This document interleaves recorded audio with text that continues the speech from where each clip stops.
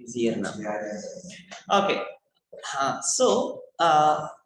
Talking about the respiration. So now most of this part we already know what is ATP, what is ADP. That 38 molecules of ATP are produced. In ATP is called as energy currency of the cell. So some part of this we have already covered in the earlier slide. So I will skip all of that and I will directly talk about the last part, that is the anabolism and catabolism. So in general, whenever we refer to the process of metabolism, like formation of glucose as well as breakdown of glucose is a very small part of metabolic process.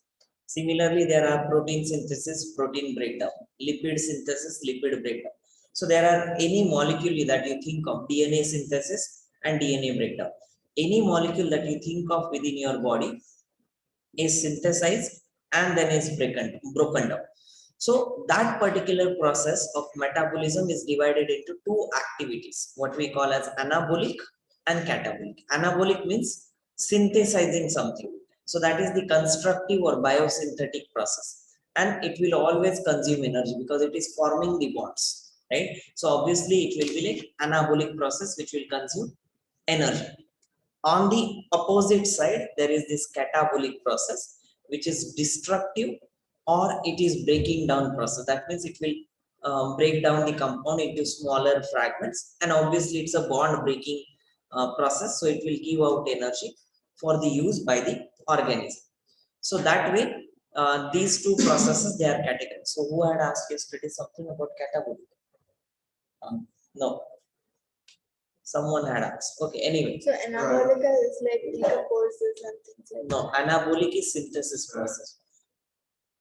Any molecule that is getting synthesized within your body, that is called as anabolic.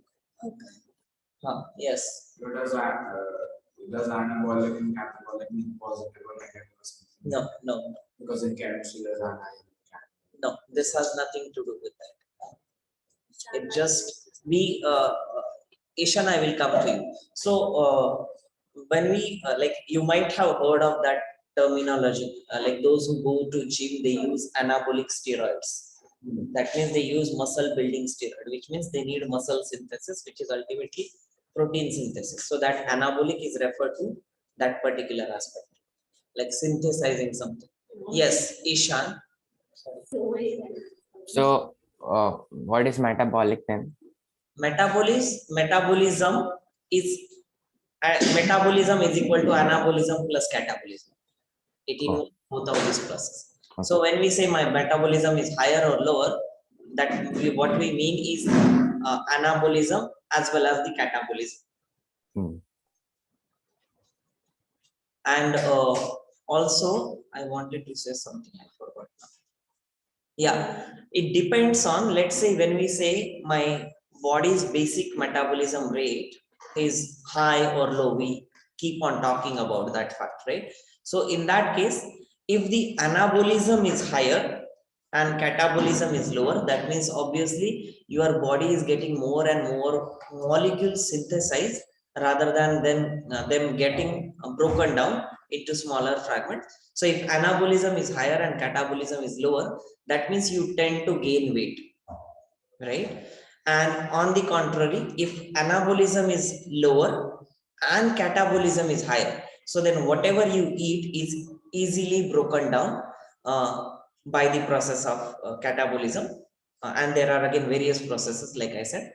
But in that case, you tend to lose weight or maintain weight, either way. So that's when we need to have balance of anabolic as well as catabolic processes within our body. That's when we say our basic metabolism rate is what we say, age appropriate or body appropriate, and so on.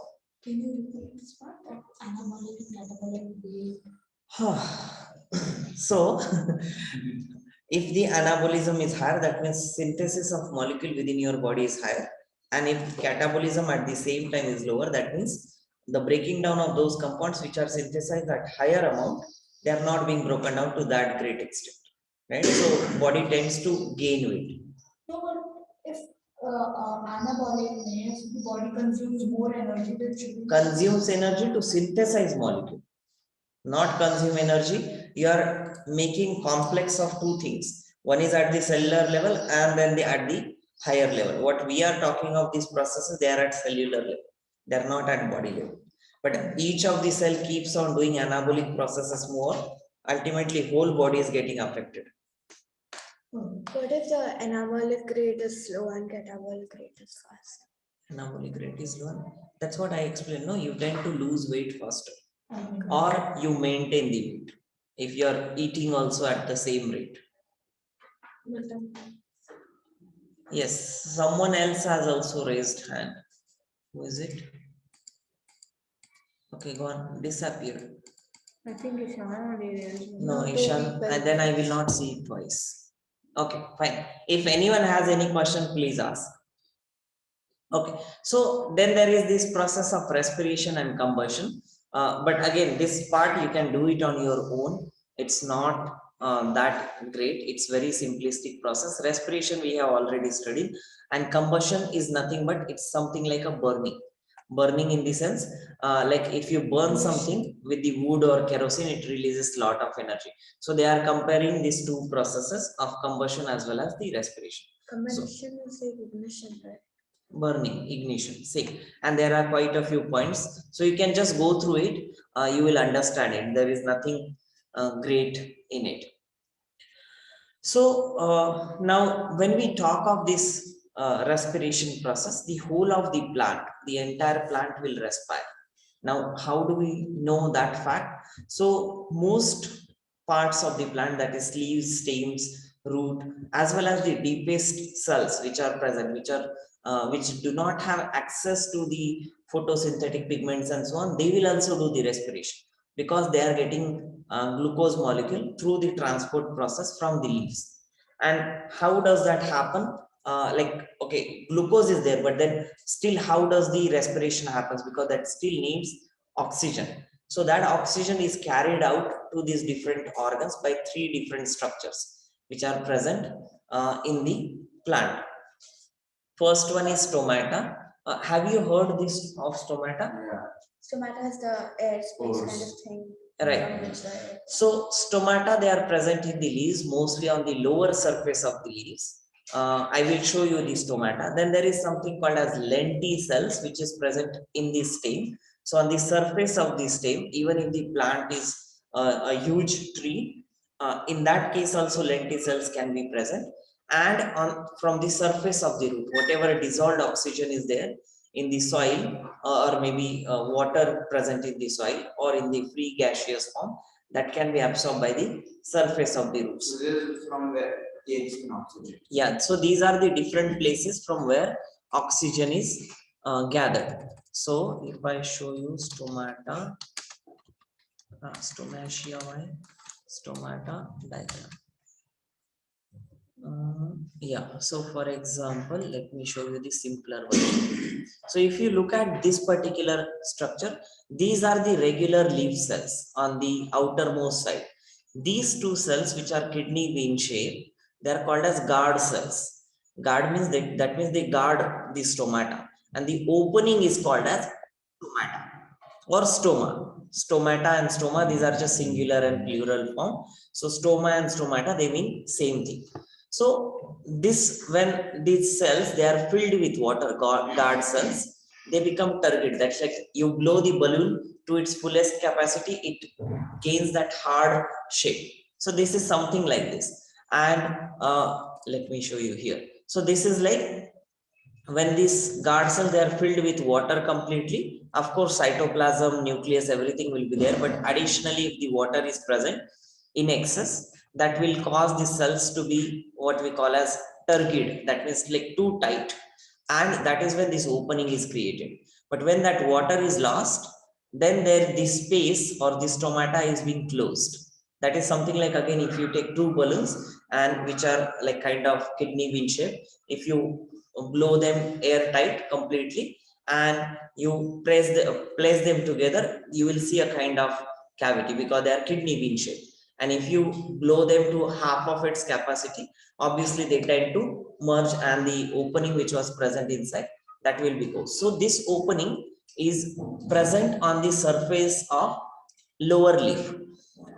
Again, like I must show you that leaf section 3D, because another common misconception I want to clear out is through this. So let's say, yeah, this is the best diagram. If you look at this, these are the layers which are present within the leaf. Leaf is not a single layer, right? It looks like a single layer to us with our eyes. But when you look at microscopically, you have this upper epidermis, then there are different layers, and then there is lower epidermis. You can see here, lower epidermis is being shown. And on that lower epidermal surface, that's where the stomatas are located. So it is not throughout the leaf that you will have that opening. It's not arpa. It's not the across the whole of the leaf structure. It's only on the lower surface. So whatever is absorbed from the stomata, it enters into these mesophyll area. Or you again need not remember this, but it enters into the inner layers of the cells, which contains chloroplast, and that's where that oxygen or carbon dioxide can be utilized. So that is the stomata. Lenticell, again lenticels would be very commonly seen. I'm sure all of you would have seen that, something like this on the stem, right? These are called as lenticels, right? Oh, You would have surely seen this, right? Most yeah. of the trees, they have this on their stem, and there are different what we say structural variation in these lenticels. So these are all called as lenticels, through which the gaseous exchange happen in this stem.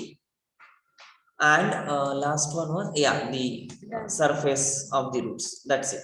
So these are the different structure through which the respiration happens. Through which the oxygen is getting consumed by the plant cells. And of course, that oxygen is used in the respiration process for the glucose breakdown.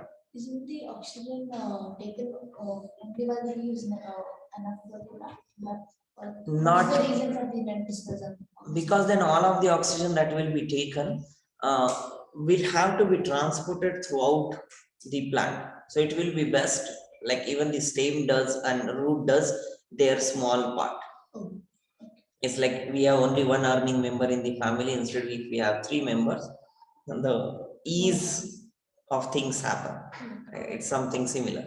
So what is that term that we call, like, consider cell wall? It lets everything in, but cell membrane stops the things that are unwanted or will damage it, kind of.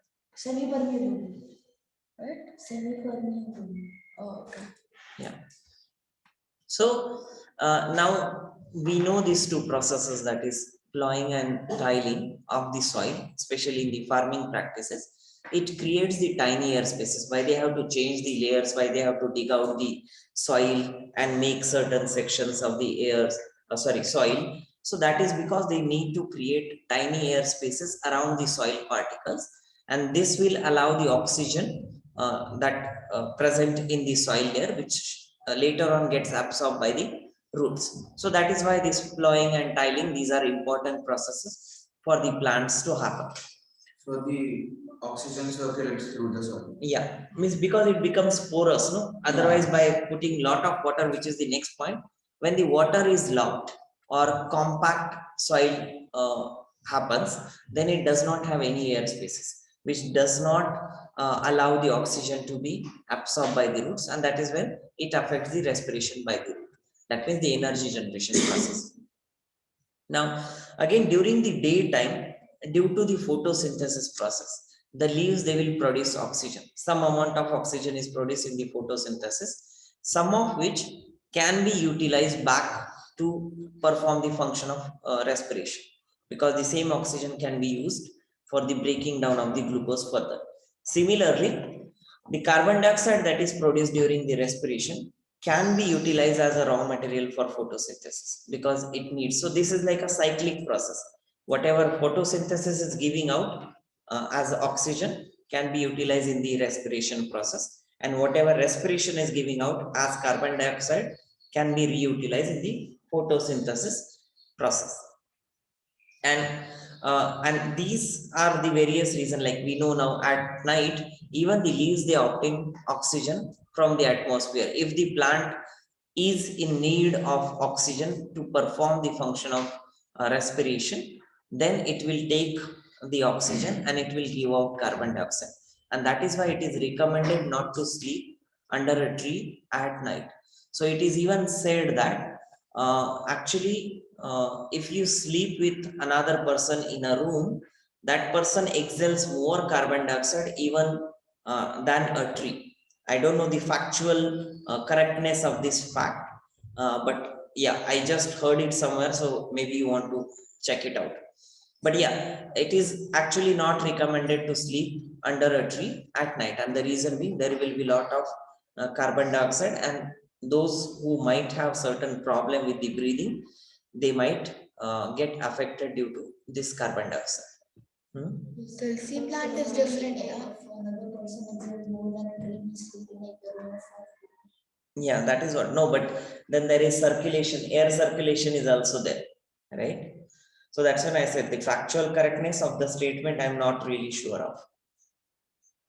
It might be true that it will exhale more carbon dioxide, but that may not be affecting much. Even with the tree, it may not affect much, I would say. But in the sense that if you have certain difficulty of breathing, then it will surely show some symptoms. And because you are in a sleep, your like whole of the body is paralyzed at one time, right? Paralyzed in the sense temporarily paralyzed, and that's when you may not be able to actively breathe in and breathe out. That's where it will affect. Yes, Tulsi is different, right? Even at night, so it takes carbon dioxide and goes it is said so, but I haven't found any reference to that. factual. Yeah, I don't know. It could be true, but at least I don't know if it is completely true or not. Yes, someone was asking something. People. Okay, fine. Then. Thank you. Yeah, I think so. So then there are two types of respiration. One which happens in presence of oxygen, and the other one which happens in absence of oxygen. So like if you know the evolution of the earth, there was no free oxygen when the earth was born or earth was formed, right? So that's when there was What do you mean by free oxygen? free oxygen, as in whatever you see as a free gas, oxygen around you in the environment was not there. So that is what then at that time there was some sort of anaerobic respiration. That means without oxygen, still the energy was getting generated. And now what we see around us, that is the aerobic type of respiration. The reason being, again, there is oxygen present. So in aerobic respiration, free oxygen is utilized in the respiration, and there is complete oxidation. Most importantly, complete oxidation means formation of this carbon dioxide. Each of the glucose molecule will be broken down to the lowest level of carbon compound, that is carbon dioxide. That is complete oxidation, and it will yield 38 ATP molecules along with this water as a byproduct. And this respiration is also called as oxybiotic respiration. And Water transpiration. yeah, this water goes out through the transpiration later. And this process, aerobic respiration or complete oxidation of glucose, can happen only when there is oxygen available. If oxygen is not present, it goes to the anaerobic respiration, which happens in certain plants of the plants. For example, fruits and seeds, or some of the plant cells, they may temporarily respire in the absence of oxygen. That is when there is little oxygen present. That's when they that's when they continue the respiration process in absence of oxygen. And in this, glucose is incompletely broken down. So there is no complete breaking of the glucose. Rather, it forms ethanol, or what is called as ethyl alcohol, and carbon dioxide. So if you look at the reaction, C6H12O6, it will lead to this ethanol molecule, two of them, and the carbon dioxide. The actually this reaction is not balanced, but yeah, the product is main thing here. From glucose you get ethanol, and this is actually the process of fermentation. So fermentation means like whenever those breweries or alcohol production units, they perform the reaction, they use glucose as a source, they put certain microbe or yeast, allow that glucose to ferment, and then it will form alcohol. So this is that anaerobic type of respiration, and it's also called as anoxybiotic respiration. Yeah. Any question? No, I was looking at you, not looking at you. So, but in Say it, I'm listening. anaerobic respiration, how do they break down glucose into ethanol? So that's a, you want to see that? Anaerobic respiration steps.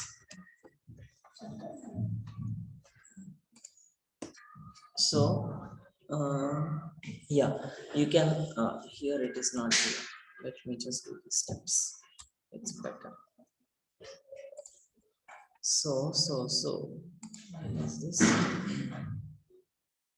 Yeah, so whatever pyruvate is there, like from glucose, this step remain common, the first part, glycolysis. But from here, it will enter into a different cycle, which we call as lactic acid fermentation.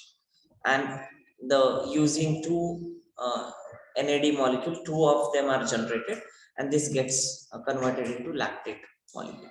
And then this lactate can be, I guess this is the reaction. Yeah, you can see it. Glucose, no, but this is still, yeah. Glucose to pyruvate, pyruvate to this acetaldehyde, and from acetaldehyde it goes to the ethanol. Again, they have shown a kind of short mechanism. So they don't need oxygen to break it down. They don't need oxygen to break it down. Not Correct. all. Yeah. And what do they do with the ethanol that is left over? Ethanol that is left over. Yeah. No, this is not that it always happens in the plant. Usually, if at all it happens, it is being excreted out or it is further broken down by different enzymes. How is it excreted out? Excreted out through the plant surface. Oh. It can go out in the secretions, it can go out in different, like you might have seen now, not alcohol, like some of the plant you would know for sure that they produce alcohol, like toddy or phene. These are the common plants that, again, I don't know if I should show you, but yeah, I guess I can do that. I don't know how to spell that, toddy. TODDY. TODDY. बहुत पता है. हाँ sir. TODDY. ये देखो कुछ और ही आ गया. Alcohol डाला ना sir. Local alcohol. Yeah. So yeah, this is like that plant which secretes. अरे this is there in that movie. हाँ. ठीक है. They showed us this. Yeah.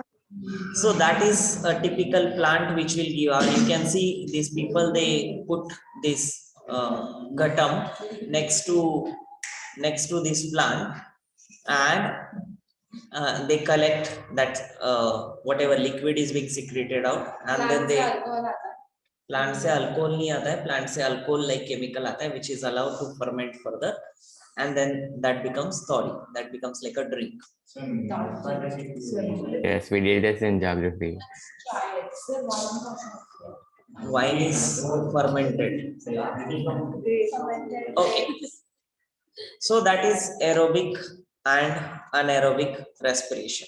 So this is like the quick overview of whole of that process again. So from glucose to pyruvic acid, and this pyruvic acid, if there is oxygen present, it will enter into Krebs cycle, and then it will undergo oxidative phosphorylation. So that will generate 36 or 38 ATP, depending on that one last step that we had seen.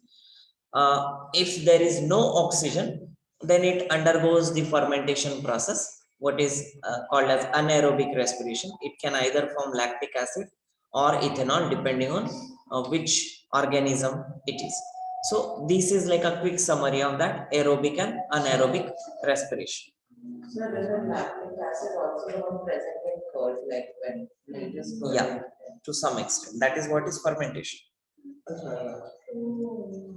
Sir, is this also the reason why cramps are caused? Yeah, Lactobacillus. within your Yeah. muscles. The bacteria. What is the reason, sir? For Cramps. lactic acid accumulation. So when the muscles they don't get sufficient oxygen, when the muscles they don't get sufficient oxygen, they undergo anaerobic respiration, and that's when the lactic acid. Oh, we stored that and that they broke it down into lactic acid. I think that was We learned this in seventh. Yeah, we did. Okay. So again, there is this difference being shown in this picture. You can read it out on your own because we have discussed enough. So we will not do that part. I don't know if we'll finish experiments from this much time. 41. I guess let's finish. Then if we finish, there are hardly 5 experiments. We will finish whole of the chapter with this. So yeah, it's a very small chapter. That's what I had said. So now there are 5 different experiments to prove different facts that happens within the process of respiration. So this first one is an experiment to prove that oxygen is used up in the respiration. Now there is a whole lot of procedure given here. I will not be reading that out, but I will just explain with the help of diagram. So what you have is a kind of wet cotton wool in this both of these conical flasks, and in one flask, that is flask A, you put germinating seeds. These are soaked one for like overnight or so, and then you put those seeds on top of that wet cotton wool. And in the other flask, what you take is dead beans. Dead in the sense they are boiled and then they are kept on this. So boiling, I assume you would know, of course. So this is the difference between these seeds. And then within this flask, there will be oxygen, there will be carbon dioxide, there will be everything like that. Same will be here in this flask. Whatever is present in the air will be present here. Now, these plants, these seeds, they will start germinating. So that means they will do the process of respiration. That means they will utilize the oxygen from this, right, from the flask, and they are corked. Corked as in they are kind of airtight. So there is no other source. Shh. Who is humming? So there is no other source of carbon dioxide or oxygen. So whatever is present within the flask itself, that will be consumed. So let's say oxygen from the flask is consumed for the respiration process by these germinating seeds, and they will gain energy and they will start growing. While on the other hand, and as they start growing, they will also release carbon dioxide because that's the byproduct of the respiration.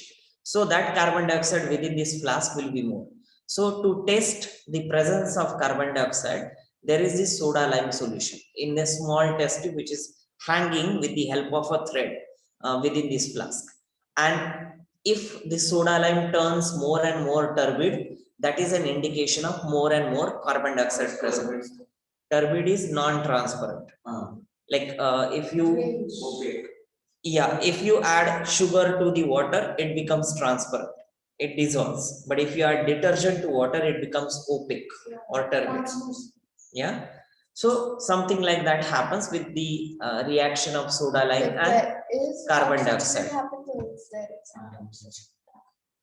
What? It turns turbid when there is oxygen or when No, I said of carbon dioxide. So if the oxygen is consumed, seeds will respire, they will generate energy, they will liberate the carbon dioxide. So within this flask, there will be more of the carbon dioxide, and that carbon dioxide will turn the soda lime into turbid solution. On the contrary, here, these seeds, they are dead because they are boiled. So they will not germinate. So whatever oxygen will be present there, it will stay as it is. And whatever carbon dioxide will be present here will turn slightly turbid because the amount of carbon dioxide present in this flask compared to this one will be surely less in flask B, right? So that's when the soda lime may not even turn turbid, or even if it does, it will be slight change in the turbidity. Now what happens because of this oxygen getting consumed from this and carbon dioxide getting reacting with the soda lime, there is a suction pressure developed. So there is a tube which is kind of put into this water, right? And this is again airtight. So this end is within water. So not the air, but this water level will increase over the time because the oxygen is getting consumed, the suction pressure is developed. So this water enters into the tube. Otherwise, the water would have been somewhere at the level of this water level in the beaker. And on contrary, in this beaker, there is only slight increase in water level because the carbon dioxide which was present, that will only react with soda lime. So that much only volume will be generated. So that much suction force and only that much increase in this volume of water. Otherwise, oxygen will remain as it is because it is not getting consumed. So this is the whole setup of experiment. Now to check another fact with respect to the oxygen, you take a burning paper and you hold it inside this flask. Because this will have no oxygen, the paper, the burning paper, it will shut off its fire immediately. And in this case, because there will be oxygen still intact, whatever was present inside the flask, that burning paper will take a little while to turn off its fire. So that is another experiment, another parameter that can be studied in this experiment. Any question in this experiment? And the same description is given here. You take a flask, you take a seeds, and then you do this and that and so on. So that I am not telling you again. But does anyone have any question? We were trying to prove that the seeds, they respire and they use oxygen. Sorry? Again, you said something which I couldn't hear. He said nothing. No, you said something before that. I said Yeah, this is from your textbook. Okay, because I couldn't find a better figure online, so I 8.2. yeah. Okay, so that is the experiment one. Now there is second experiment which talks of to prove that CO2, that is carbon dioxide, is produced during respiration in the germinating seed. Similar setup is used. So in this case, you take a flask, you take two flasks, again wet cotton wool. In one you add germinating seed that is soaked in water for overnight, and in the other one boiled seeds. You allow them to like stay in the like dark for a while, and because of the wet cotton they will start germinating because there will be enough oxygen for them to grow, so they will release carbon dioxide. In this flask B, they will not release carbon dioxide. So when you take this tilt this flask, so you take out the cork, you tilt this flask and you pour that gas solution into a lime water, the lime water will turn turbid. It is If like same. it is, yeah, it is the same, but just done differently, just to prove that carbon dioxide is produced. So this experiment, this flask will generate carbon dioxide. It will turn soda lime or lime water into turbid solution. If you do the same with the flask B, it will not turn this lime water into turbid because there will be no carbon dioxide generated. So that is the simpler experiment. So there's already oxygen put inside. No, not put inside. It's already there from the air. Right. From the air, when you close the conical flask, obviously the air which is So we don't within. make it vacuum or anything. No. Then there is another variation of this experiment too. What you do in this, so you pass the air through the soda lime water. So whatever carbon dioxide was present in the air will react, this solution will become turbid, and then you allow that air which will be minus CO2, air minus CO2, that means carbon dioxide free, to pass through another lime water solution. Again the same thing will happen. whatever traces of carbon dioxide, they will react. And what you get is completely carbon dioxide free air. So that means whatever incoming air will have all the other components of the air except carbon dioxide. So that will be utilized, especially the oxygen will be utilized by this plant. That is a slight difference. Earlier we took seeds, here we are taking plants. So this plant will perform the function of respiration. It will release carbon dioxide. Incoming air had no carbon dioxide, but the outgoing air will have carbon dioxide. So if this and if this air is passed on to the next lime water containing flask, if it turns turbid, that means carbon dioxide was generated here. Right? That's a simple experiment. Correct?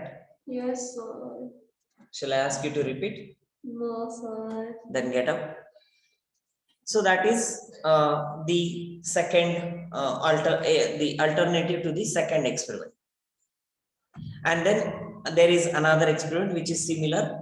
This is to prove that carbon dioxide is given out by the green plant. Earlier what we are looking at were more of the seeds. Same experiment, you take the air, pass it through lime water, it will become carbon dioxide free. That air you put it into the bell-shaped jar where it will take out the oxygen, it will generate carbon dioxide, and that carbon dioxide along with the air will go into the next and it should turn milky. That is an indication that carbon dioxide was generated by the plant and it did not come through the air. So that is another simpler experiment. See, setup wise, it's the same and same thing again and again. So you have to literally write in the procedure. If at all it comes, you take 2 flasks. In one flask, you add soda lime water. In other flask, you keep the same soda lime water, and then you keep bell-shaped jar inverted on a plant and so on. So I assume you people are good enough to write that. Yes. And this fourth experiment is to show that the heat is evolved during respiration. So what you do is, again you take a flask, you fill it up with the seeds, germinating seeds, and you take another flask and you fill it with the boiled seeds or dead seeds. This flask will germinate and this flask will not germinate. That is, flask A will do the germination process, flask B will not do germination. So obviously some amount of heat is released, and considering there are so many seeds, the amount of heat that is present in this flask can be measured by this thermometer which is put inside. So there will be higher temperature and here there will be a regular or lower temperature. So because of the respiration, the heat is increased in that. Not because the respiration process itself generates heat. That is breaking down, and that's we had seen some of the part is utilized in the form of making ATP and some form is liberated as the heat from the bond breaking energy. So that is this experiment 4. And then the last one is to demonstrate the anaerobic respiration. So in this you take a test tube which is filled with mercury. So this whole black thing that you see is mercury, and you invert the test tube so that there is a little gap on the top or at the bottom portion, but then because it is inverted, that bottom is top of the setup, and there you have germinating seeds. Now the moment they start germinating, because there will be little bit of oxygen present which is good, sufficient enough for seeds to germinate, they will release carbon dioxide. Because of the released carbon dioxide, they will occupy more space, so they will push the mercury down. Mercury is very light that way, and the moment it push mercury down, it will create this void space. So you can see here there is no space at all, and as you keep the seeds germinating for a certain number of days, you will see a space being created. But there is oxygen, right, or not? Because There it's is not- oxygen. Then how is it anaerobic? When did I say it's Anaerobic is without oxygen, correct? right? Yeah, but there is oxygen. But that is the. Oh, did I say it differently? Okay, because there is no oxygen present, it will undergo anaerobic respiration. That's what I wanted to say. I don't know what I said now. Okay. What did I say? You said that something. Something. Okay, let me repeat it, people. There should not be any confusion. So because of the mercury, there will be no oxygen present in this space.